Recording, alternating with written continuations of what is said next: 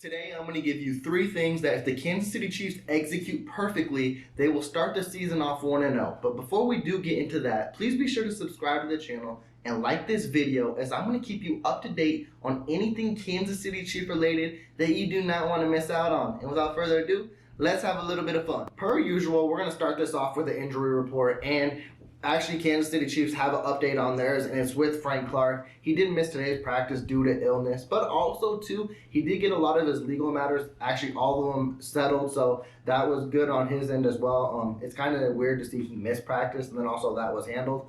Maybe it was more of getting his cases handled, or he is really sick, too. We have heard in the past, actually we've heard multiple times in the past, where he's had a stomach bug that has bothered him.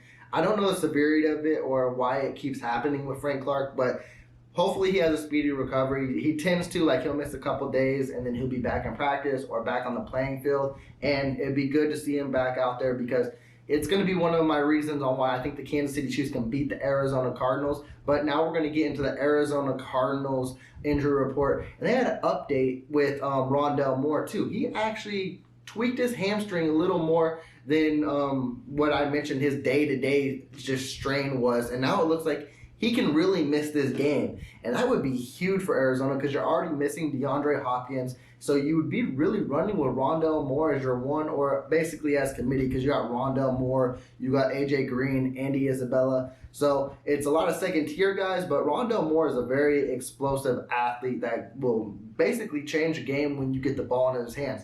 And if he's not out there with no D-Hop too, it changes the whole scheme that the Cardinals have to go forward. And then as for all the other guys I mentioned, their day-to-day as well, they have still missed practice, and that is the likes of Zach Ertz, Marcus Golden, Rodney Hudson, and J.J. Watt. So keep your eyes on that. All of them are going to be game-time decisions, and we will have to see basically when it gets closer to that 1 Eastern time on if they're active or not, because some of these guys can change the game for the Arizona Cardinals. Now, going into this Sunday game against the Arizona Cardinals, I'm not going to lie. I really do feel confident that the Kansas City Chiefs will start 1-0. I just think all around they're a completely better team.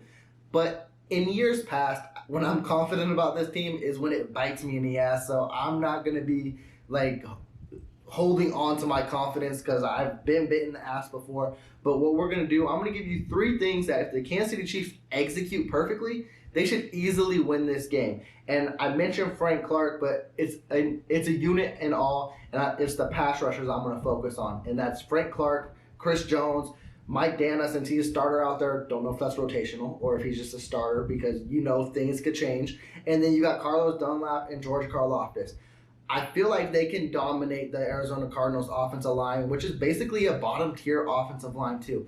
And as I mentioned earlier in the week, there's a difference between getting pressure and actually bringing the quarterback down, and especially in Kyler Murray's case, because if you just go after him and you miss, and he can create a play with his legs or be like a Mahomes and scramble out of the pocket and launch it downfield, we've seen him do that many times, that doesn't benefit you whatsoever. But I really do see the Kansas City Chiefs pass rush just going after it. I feel like Spags has a scheme out there where he wants to implement a really good defense this year, and it's going to all start with getting after the quarterback. And we've all seen in the past, we haven't seen it frequently, but he'll have certain packages where it's usually in the second half. I'd love to see it in the first half, where he just blitzes the quarterback and basically clinches the game.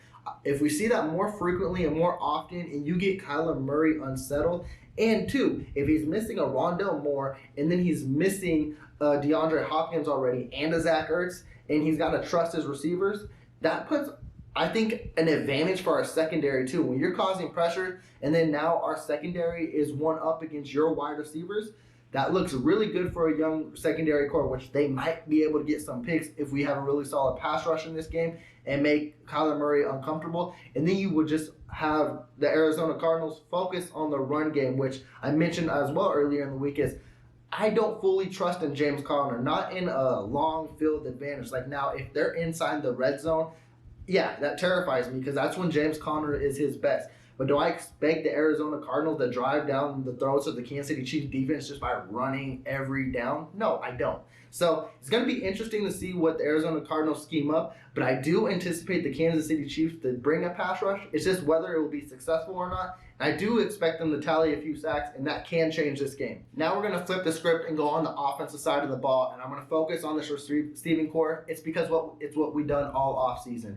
And I feel like, as I mentioned as well earlier in the week, is yes, Travis Kelce is going to have an excellent matchup against Budda Baker. And if Juju draws Byron Murphy, that is a solid one-on-one matchup as well. So I'm excited to see these second-tier guys at MVS.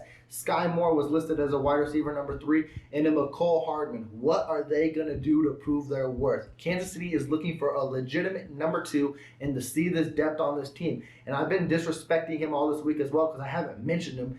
Justin Watson can also come out here and just take the top off and put the Cardinals on notice too. Don't be shocked if that happens this game.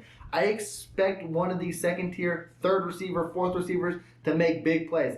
Of course, Travis Kelce is going to get his, and I expect Juju to get his, like 5 catches as well, just to get him in the scheme and to get those wheels running.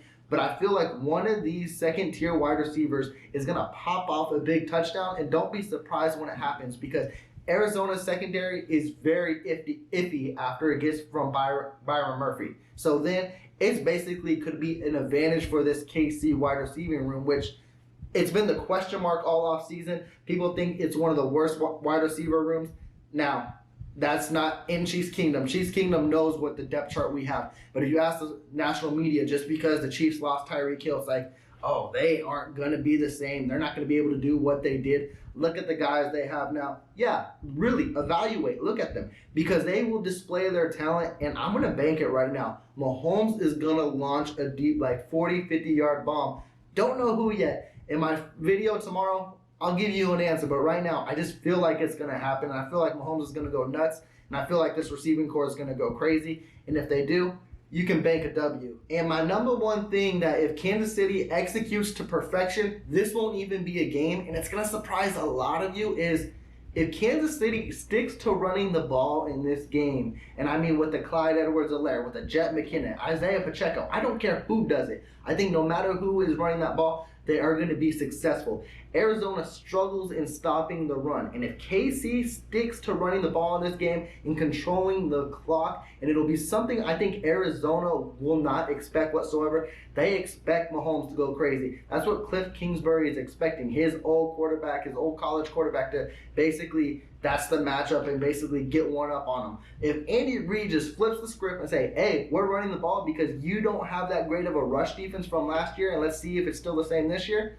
Let's see how that goes because if they control the clock and if Clyde Edwards-Helaire does really well or Isaiah Pacheco, Jet McKinnon, it's over for Arizona. And I do anticipate too, of course, Clyde Edwards-Helaire is our starter, so this would be perfect timing for him to start the season off and get good carries and show his worth in this offense.